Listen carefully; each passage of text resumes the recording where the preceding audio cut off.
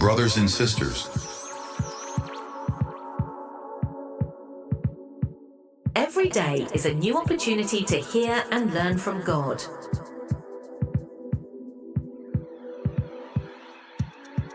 Let's take this moment to receive His word for today.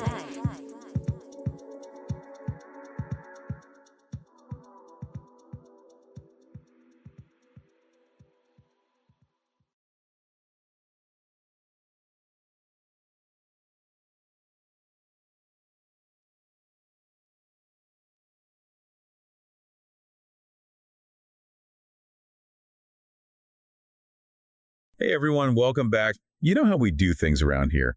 We take one powerful idea and really unpack it. That's right. And today we're diving into a verse from the Bible, 1 Corinthians 7:23. Ooh, a good one. It is. It's all about freedom. You are bought at a price. Do not become slaves of men.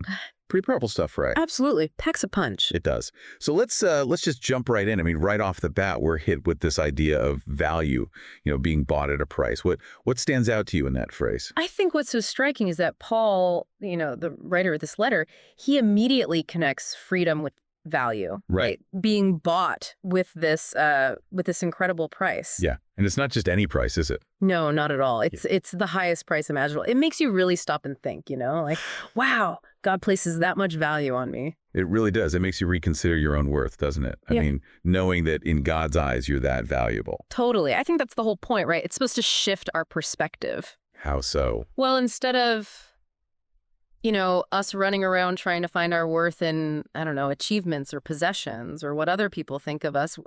All the fleeting things. Exactly. It's like this verse is saying, hey, your true value comes from something much deeper. It comes from your relationship with God. And that's where the freedom comes in, right? Yeah. It's like because you're so incredibly valuable to God, He sets you free. But then there's that warning, do not become slaves of men.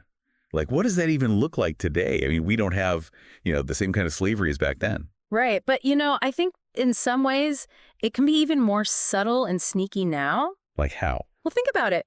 How many of us are constantly seeking approval, shaping our entire lives around what other people think? Oh, yeah. Or chasing after success, but defining it by the world's standards instead of really looking at our own values. It's like we're slaves to fitting or to what society expects. Yeah, exactly. It's like we're letting these external pressures dictate our every move. And that's not freedom at all, is it? Not really. Yeah. So then it's not just about outward actions, is it? It's also about the motivations behind them. 100%. You could be pursuing something good, a career, a relationship, even helping others. But if you're driven by, fear or the need to prove yourself, it's still a form of slavery. Right. You're still letting something else control you. True freedom comes from aligning your life with God's will, not the world's expectations. Which makes me think this freedom we're talking about, it isn't just about, doing whatever we want. No. I can't just, eat a whole cake every day and call it freedom, right? Right. So it's about something more intentional, more aligned, like we were saying. Absolutely. It's about making choices that reflect your faith. Yeah. Resisting the things that try to pull you back into, that old way of living, and always putting your relationship with God first. It's interesting, though, because, sometimes when people hear about surrendering to God's will, they think it means becoming passive, like just sitting back and letting life happen. I can see that, but that's not what this is about at all. It's actually quite the opposite, isn't it? It is. I mean, recognizing your value in God's eyes, it should actually empower you. Exactly. It empowers you to take responsibility, to act with purpose.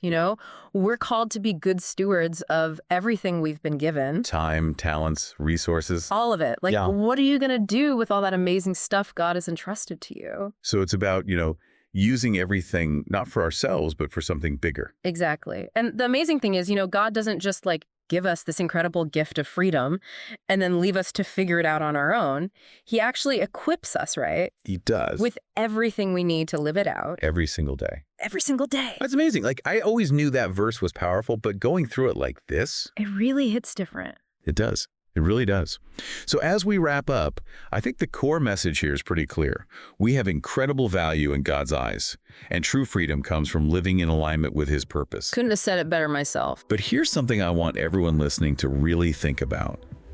If you truly believe that you were bought at a price, how does that change your choices, both big and small? How does it influence how you respond to pressure and how you go after the things that truly matter? That's a good one to sit with for a while.